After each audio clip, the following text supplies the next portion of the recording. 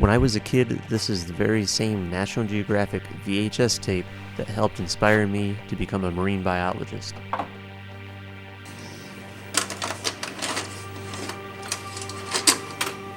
And this particular segment became a lifelong goal of mine to recreate.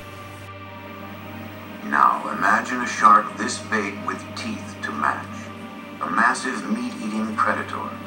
At one time, such a shark did exist. Carcharodon megalodon. Rodney traveled to South Carolina to find out more about the megalodon. He and naturalist Vito Bertucci will dive in the Cooper River off Charleston.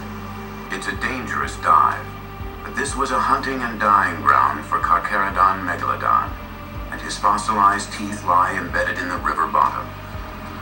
Within minutes, Rodney finds the first traces of these ancient killers. Luckily, of course, it's the teeth, not the shark. Charleston looked much different 23 million years ago. Back then, the ocean stretched inland, and these predators reigned supreme. I decided it was finally time for me to follow Rodney Fox's footsteps, and I met with researchers in Charleston to dive and search for these fossils.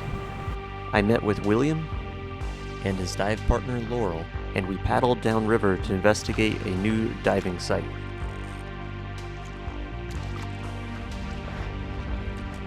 We set ourselves up on the riverbank and proceeded to put on all 70 pounds worth of gear. William explained to me that it's necessary to be extra weighted in order to hold yourself steady on the riverbed while looking for fossils. And it will be hard to see down there. Right. So don't expect, don't be like, oh, I can't see. Just expect not to be able to see. And, that's kind of how we do it, unfortunately. Right. All right. So you're all set there.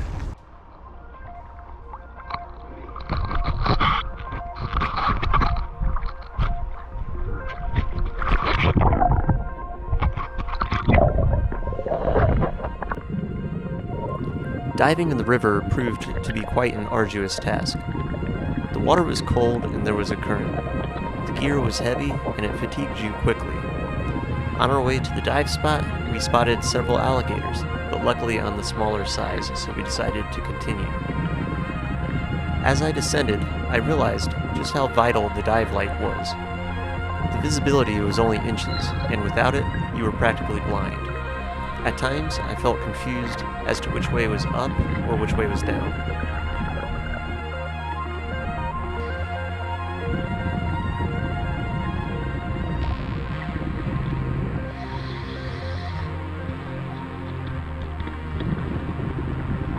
Finding fossils along the bottom was surprisingly easy once you got the hang of how to spot them. Here you can see a 20 million year old shark tooth and alligator scoot being picked up back to back.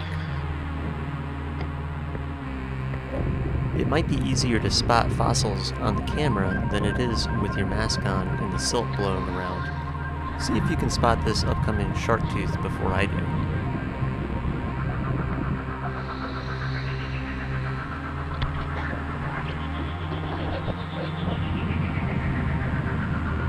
We could only stay underwater for about 30 minutes before our bodies couldn't handle it any longer.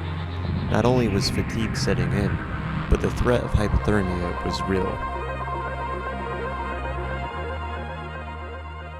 Back on the shoreline, William showed me where you can actually see the formation.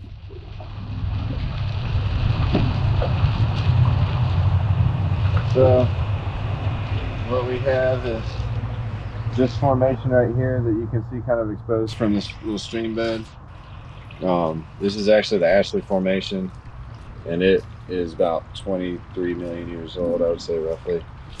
And these right here, this little tube you can see kind of showing up through the middle of it, that's a trace fossil from a crab or a shrimp or something along those lines. They make burrows back when this was the old seafloor. And they filled in with a different kind of sediment. It was a little harder than the regular matrix. And so we get to see these things coming up. And anytime you see these, you know you're on a fossil bed, basically. We packed up and then went back to identify our finds, and I was quite excited to get a chance to see William's collection. All right, so we found quite a lot of stuff. We got a lot of shark teeth. We got a lot of artifacts. We got artifacts from all different time periods and some shark teeth from different time periods too, which is pretty cool.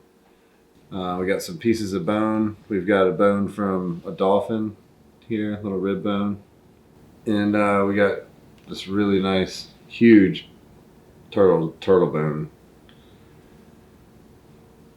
Probably from the back of the carapace by the looks of the anatomy on it.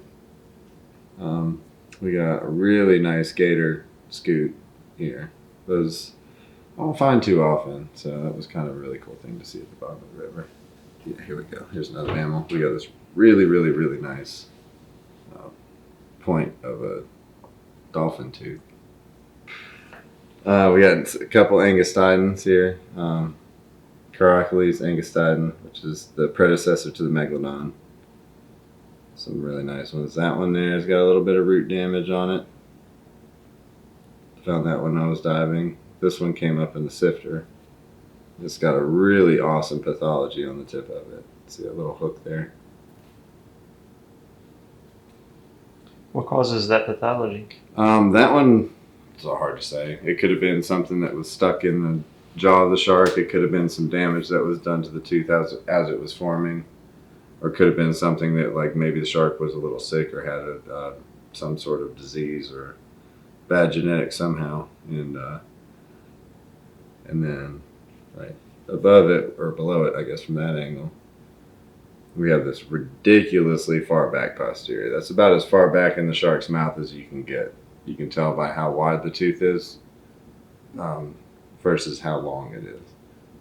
That is an extremely rare tooth to find because a lot of times the sharks would swallow those because they're just in the position of the mouth that is much more easily swallowed than for them to have it fall out. What's this big thing? This big thing is pretty awesome here. This is a manatee rib bone. And you can see where it was laying in the bottom of the river. It would have that lighter color. And where it was exposed to sediment, or exposed to the water, it took on that darker color. And it's really cool.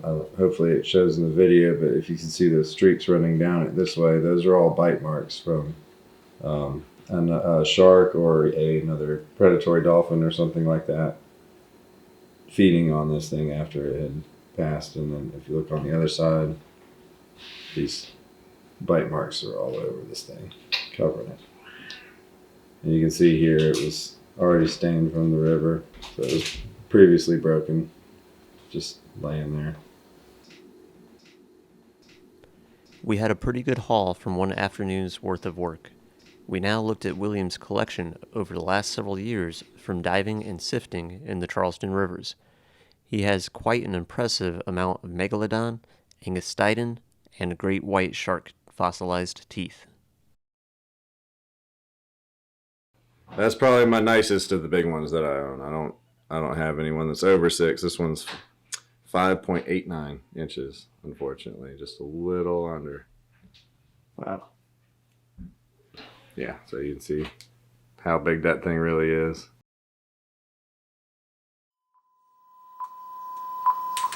Thus concludes my journey into the fossilized world, at least for now.